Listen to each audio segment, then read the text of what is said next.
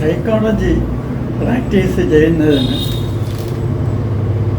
ഒരു ലൈസൻസിങ് സിസ്റ്റത്തിൻ്റെ ആവശ്യമുണ്ട്.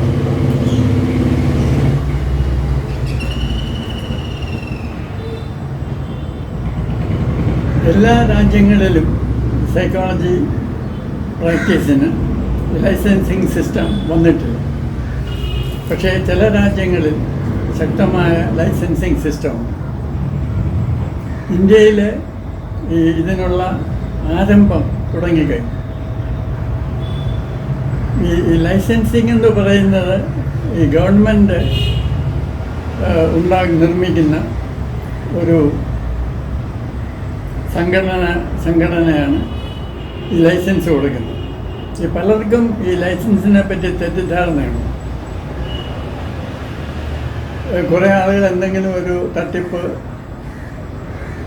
പരിപാടി ഉണ്ടാക്കുന്നു, അവർ കുറേ പേരെ ട്രെയിൻ ചെയ്യുന്നു, അവരൊരു അസോസിയേഷൻ ഉണ്ടാക്കുന്നു, അസോസിയേഷനിൽ ഒരുപാട് മെമ്പേഴ്സ് ഉണ്ടാകുന്നു. അപ്പോൾ ഈ അസോസിയേഷനിൽ മെമ്പറായാൽ എന്തും പ്രാക്ടീസ് ചെയ്യാം, അതിന് വേറെ ഒരു നിയമത്തിൻ്റെ ആവശ്യമില്ലെന്ന് പലരും തെറ്റിദ്ധരിക്കും. ഉദാഹരണമായിട്ട് ഇൻ്റർനാഷണലായിട്ട് ഈ സൈക്കോ അനലിറ്റിക് സൊസൈറ്റി ഉണ്ട്, യൂങ്ങിൻ്റെ അനലിറ്റിക്കൽ സൊസൈറ്റി ഉണ്ട്. പക്ഷേ ഇതിനൊന്നും ഒരു രാജ്യത്തും ലൈസൻസ് കൊടുക്കുന്നില്ല. അപ്പോൾ ഇത് നിയമപരമായിട്ട് ഇത് പ്രാക്ടീസ് ചെയ്യുന്നത് കുറ്റകരമാണ്. അതുകൊണ്ട് ആളുകൾ ചെയ്യുന്നത്, ഇപ്പോൾ ഡോക്ടർമാർ സൈക്കോ അനാലിസിസ് പഠിച്ചാൽ അവർ ഡോക്ടർ എന്നുള്ള ലൈസൻസിലാണ് പ്രാക്ടീസ് ചെയ്യുന്നത്.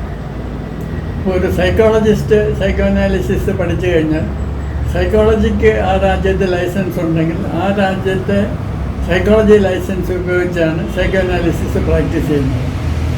അപ്പോൾ ഈ ലൈസൻസ് ഒന്നും ഇല്ലാത്ത ഒരാൾ സൈക്കോ അനാലിസിസ് പഠിച്ച് സൈക്കോ അനാലിറ്റിക് സൊസൈറ്റിയുടെ അംഗമായെന്ന് വിചാരിച്ചാൽ അയാൾക്ക് പ്രാക്ടീസ് ചെയ്യാൻ പാടില്ല. അയാൾക്ക് സൈക്കോ അനാലിറ്റിക് സൊസൈറ്റി മെമ്പർഷിപ്പ് കൊടുക്കുമായിരിക്കും, പക്ഷേ ആ മെമ്പർഷിപ്പ് കൊണ്ട് പ്രാക്ടീസ് ചെയ്യാൻ പാടില്ല.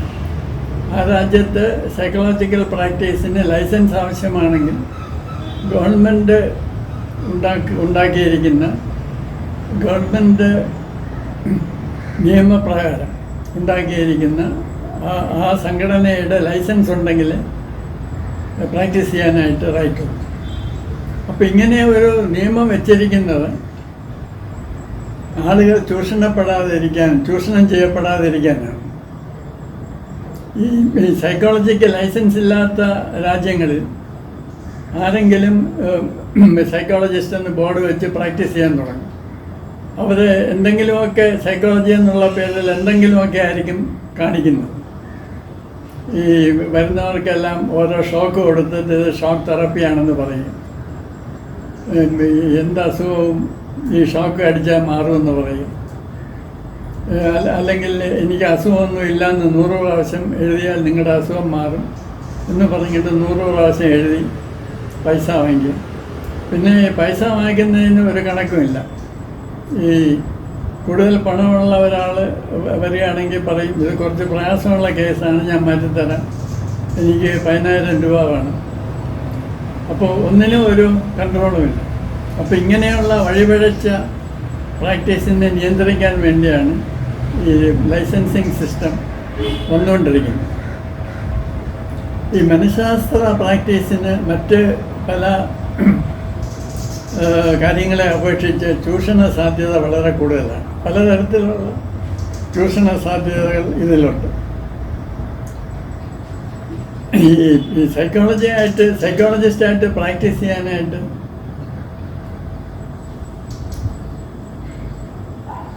പുസ്തക ജ്ഞാനം മാത്രം പോലെ ഈ ആളിന് മറ്റ് പല യോഗ്യതകളും ഉണ്ടായിരുന്നു.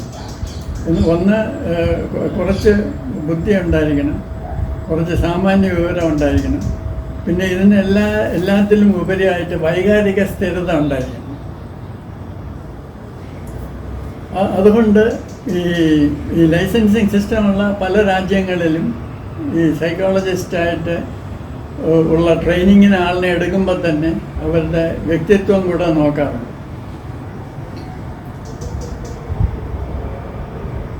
ഇപ്പോൾ നമ്മുടെ നാട്ടിൽ തന്നെ ഇപ്പോൾ പ്ലംബിങ്ങിന് ലൈസൻസ് ആവശ്യമുണ്ട്, ഇലക്ട്രീഷ്യൻ ആയിട്ട് പ്രാക്ടീസ് ചെയ്യണമെങ്കിൽ ലൈസൻസിൻ്റെ ആവശ്യമുണ്ട്.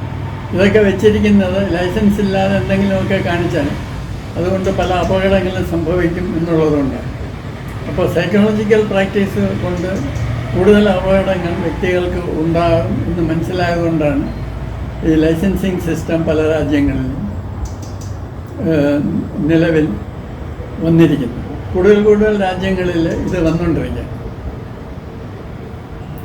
കുറേ വർഷങ്ങൾക്ക് മുമ്പ് ഞാൻ UGCയുടെ സൈക്കോളജി പാനലിൽ ഒരംഗമായിരുന്നു. അപ്പോൾ ഈ ഒരു വിഷയം നമ്മൾ ചർച്ചയ്ക്കെടുക്കും. ഇന്ത്യയിൽ സൈക്കോളജിക്കൽ പ്രാക്ടീസിന് ഒരു പ്രോപ്പറായിട്ടുള്ള ലൈസൻസിങ് സിസ്റ്റം ഉണ്ടാക്കണം. അത് പാർലമെൻറ്റ് ഒരു നിയമം പാസ്സാക്കി പാർലമെൻറ്റ് ഒരു സംഘടനയ്ക്ക് ലൈസൻസ് കൊടുക്കാനുള്ള റൈറ്റ് കൊടുത്താൽ മാത്രമേ ലൈസൻസിങ് സിസ്റ്റം എന്ന് നമുക്ക് പറയാൻ ഒക്കൂ. അങ്ങനെ ഞങ്ങൾ ഇങ്ങനെ ഒരു നിയമം വേണമെന്ന് നമ്മൾ പാർലമെൻറ്റിനോട് റിക്വസ്റ്റ് ചെയ്തു. പിന്നെ അത് കൂടാതെ ഈ വേറൊരു മുഖ്യ പ്രശ്നം നമ്മുടെ നാട്ടിലുള്ളത്, ഈ സൈക്കോളജിക്ക് ഒരുപാട് കറസ്പോണ്ടൻസ് കോഴ്സുകളുണ്ട്, ഈവനിങ് കോഴ്സുകളുണ്ട്, പാർട്ട് ടൈം കോഴ്സുകളുണ്ട്. അപ്പോൾ ഇതിലൊക്കെ പഠിച്ച് ഡിഗ്രി എടുക്കുന്നവർക്ക് പ്രാക്ടീസ് ചെയ്യാമോ എന്നൊരു ചോദ്യം ഉണ്ട്. അപ്പോൾ നമ്മൾ ബാക്കിയുള്ള പല രാജ്യങ്ങളിലുമുള്ള ലൈസൻസിങ് സിസ്റ്റത്തിനെ പറ്റി പഠിച്ചു. അപ്പോൾ നമ്മൾ റെക്കമെൻഡ് ചെയ്തത് ഇന്ത്യയിലെ ഈ പ്രൊഫഷണൽ സൈക്കോളജി എന്ന പേരിൽ സൈക്കോളജി കോഴ്സുകൾ നടത്തണം. അപ്പോൾ ഈ പ്രൊഫഷണൽ കോഴ്സുകളുടെ സ്ട്രക്ചർ സാധാരണ കോഴ്സിൽ നിന്നും വ്യത്യാസമായിരിക്കും. ഇപ്പോൾ എൻജിനീയറിംഗ്, മെഡിസിൻ എന്നൊക്കെ പറയുന്നത് പോലെ ഒരു പ്രൊഫഷണൽ കോഴ്സായിരിക്കും. അത് SSLC കഴിഞ്ഞ് ഡിഗ്രി കഴിഞ്ഞിട്ടോ ആളുകളെ എടുക്കാം. പക്ഷെ അങ്ങനെ എടുക്കുന്നവരുടെ പ്രധാന ക്വാളിഫിക്കേഷൻ മാർക്ക് മാത്രമായിരിക്കാൻ പാടില്ല.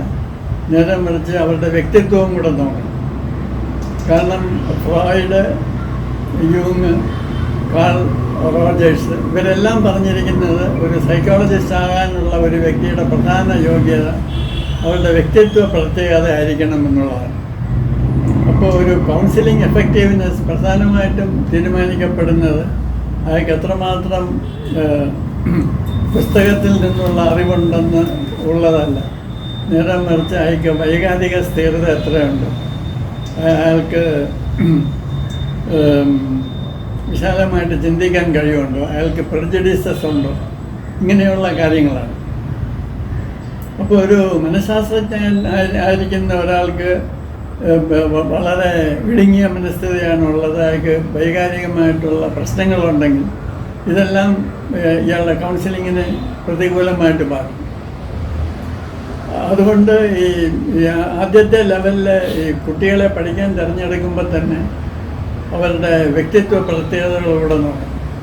അപ്പോൾ ആദ്യത്തെ ഡിഗ്രി BSci എന്നാണ് നമ്മൾ റെക്കമെൻഡ് ചെയ്തത്. പിന്നെ മാസ്റ്റേഴ്സ് ലെവൽ പാസ്സാകുമ്പോൾ MSci എന്ന് വേണം ഡിഗ്രി കൊടുക്കാൻ. പിന്നെ ഈ പ്രൊഫഷണൽ ലെവലിലെ അവസാനത്തെ ഡിഗ്രി DSci. ഇപ്പോൾ ഈ കറസ്പോണ്ടൻസ് വഴി പാസ്സാകുന്നവർക്ക് സാധാരണ BA, MA, PhD എന്നൊക്കെ ഡിഗ്രി കൊടുത്തോട്ടെ. പക്ഷേ പ്രൊഫഷണൽ ഈ ട്രാക്കിൽ കൂടെ പോകുന്ന കുട്ടികൾക്ക് BSci, MSci, DSci എന്ന ഡിഗ്രികൾ കൊടുക്കണമെന്നാണ് നമ്മൾ റെക്കമെൻഡ് ചെയ്തത്. ഇത് ഫുൾ ടൈം ആയിരിക്കണം. ഈ പ്രൊഫഷണൽ കോഴ്സിൻ്റെ രീതിയിലായിരിക്കണം ഈ പരിശീലനം.